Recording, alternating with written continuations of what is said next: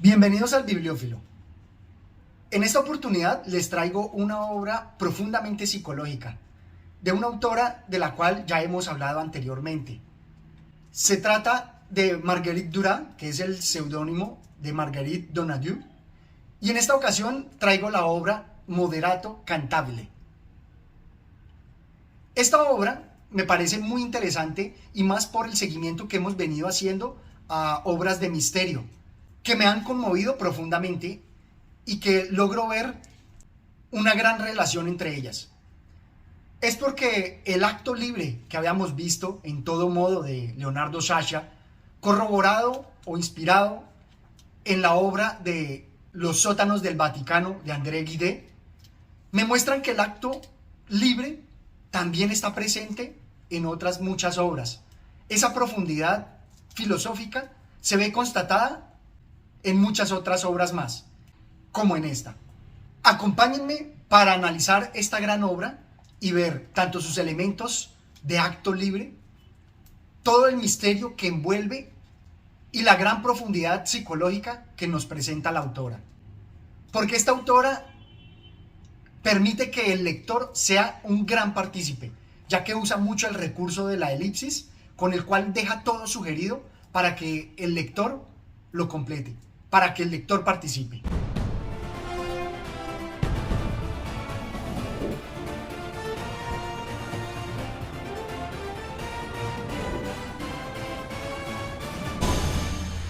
Lo primero que quiero destacar en esta obra es el arquetipo que nos presenta, porque me hizo recordar inmediatamente el eterno retorno de Nietzsche, que lo recordé por una escena en la cual se da una reunión en un parque de un cuento de Cortázar, creo que es de él. Los invito para que, si recuerdan cuál es ese cuento, me lo dejen en los comentarios, en el cual se va desarrollando una trama que parece olvidada y luego al final se va a constatar que es la misma situación, que se repite, que es el eterno retorno. Acá en esta obra me dio esa misma sensación y a pesar de que no se constató, pues sí queda algo sugerido, como acá. Muchas mujeres han vivido ya en esa misma casa y han oído los ligustros por las noches en lugar de su corazón. Los ligustros siempre han estado antes allí. Todas han muerto en su habitación, detrás de esa haya que, contrariamente a lo que usted cree, ya no crece. Es tan falso como lo que me dijo sobre esa mujer borracha como una cuba todas las noches. Es igualmente falso, pero esa casa es enorme, ocupa centenares de metros cuadrados y es también tan antigua que todo puede suponerse. Debe ocurrir que dé miedo. Me gusta este pasaje porque muestra tanto ese eterno retorno donde muchas otras mujeres ya han vivido esa situación y también el misterio, ese miedo que envuelve. La historia que nos presenta es muy sencilla y aparentemente muy común porque se nos presenta una infidelidad. Resulta que una mujer está acompañando en su vida normal a su hijo y un suceso dramático la va a sacar de la cotidianidad. Y esto va a permitir que ella se envuelva en una cadena de acontecimientos, como en una vorágine que la va a consumir y va a presentarle sus propios deseos. Va como a revolcar su inconsciente para que ella manifieste sus deseos ocultos.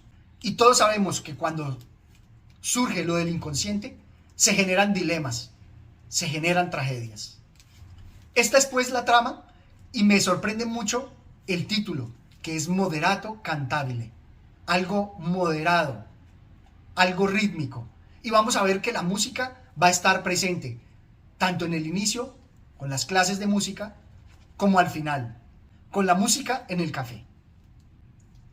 Antes de continuar, cabe resaltar que esta obra fue llevada al cine y la película creo que logra gran éxito al tratar de representar esta magnífica obra. Pero creo que se queda corta y es porque esta obra, en su técnica narrativa con las elipsis, resulta mucho más potente porque nos sugiere todo y nos hace, como lectores, muy partícipes. Pues bien, esta obra, de gran profundidad psicológica, pone en juego el subconsciente, a través también de imágenes como esta. El niño no se movió El ruido del mar en el silencio de su obstinación se hizo oír de nuevo. En un último sobresalto aumentó el rosado del cielo. No quiero aprender el piano, dijo el niño. En la calle, bajo la casa, resonó un grito de mujer. Un lamento largo, continuo, se alzó y tan alto que cubrió el ruido del mar. Después se detuvo en seco. Qué gran imagen donde nos muestra cómo en un ambiente sosegado del mar, el mar como gran representante de ese inconsciente, y este grito de mujer que nos va a representar el suceso fortuito, aquella señal que va a conmovernos, tanto que sobrepasará al mar, al ruido del mar, al inconsciente. Esta imagen poética resulta de gran profundidad y gran belleza. Luego veremos que va a representar dentro de ese subconsciente los deseos, van a emerger. Y acaso también, como lo mencionábamos en los actos libres, también ese deseo va a conmover nuestra voluntad para realizar nuestro acto libre. Se nos dice así: ¿sabe? Dijo, imagino también que un día él lo habría hecho por propia iniciativa, incluso sin que ella se lo pidiera, que ella no fuera la única en descubrir lo que ella deseaba de él. Vemos cómo en estos amantes el deseo va a estar presente, pero el deseo no solamente pasivo, es algo activo, es una acción, es un acto libre, es un producto de la voluntad. Por eso no es solamente importante desearlo, sino también actuarlo. Pero también cómo esos amantes descubren lo que el otro quiere. Es como esa mancomunidad de deseos y de actos, en cómo queremos que la otra persona haga lo que nosotros deseamos. Aquí nos dice del acto libre. A partir del momento en que él comprendió lo que ella tanto deseaba que él hiciera, quisiera que me dijera por qué no lo hizo. Por ejemplo, un poco más tarde o un poco más pronto. A veces sospechar el acto libre no es consumarlo. Y por eso ella pregunta, ya sabía qué es lo que quería. ¿Por qué no lo hizo? ¿Por qué no consumó ese acto libre? A veces nosotros mismos nos preguntamos a nosotros mismos sobre el tema. Y por eso se nos presenta la infidelidad. ¿Que acaso sea un acto libre similar a un asesinato?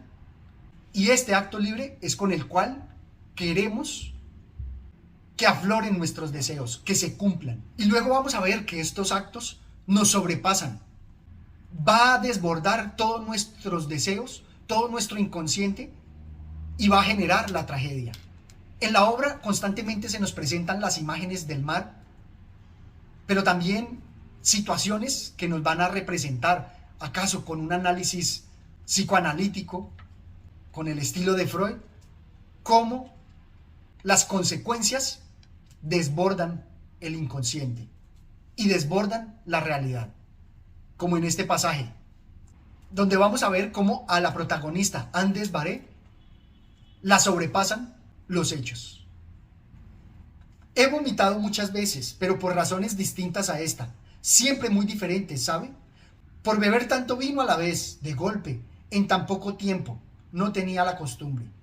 ¿Cuánto he vomitado? Ya no podía detenerme, creí que jamás podría detenerme, pero de pronto ya no fue posible, por mucho que lo intentara. Mi voluntad ya no bastó.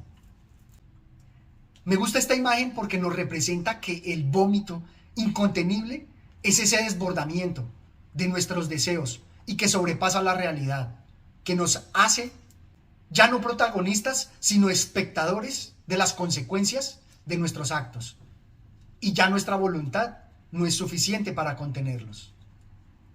Esto me parece muy profundo. Y lo que más me gusta de esta obra es que hace una equiparación entre la infidelidad con un asesinato. Ella hizo entonces lo que él no pudo hacer.